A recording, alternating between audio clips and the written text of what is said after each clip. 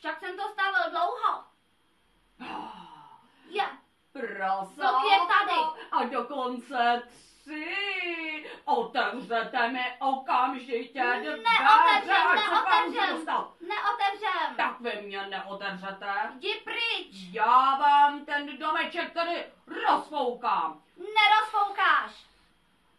Haha, nerozfoukáš. Nejde to. Tak já vám ten váš domeček rozdupu.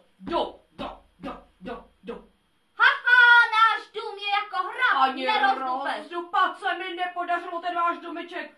Tak já vám vlezu do komína a dostanu se k vám. Je, kluci, rozděláme oheň a roztopíme vlkovi pod ocasem. Tak jo, kluci, jděte pro dříví.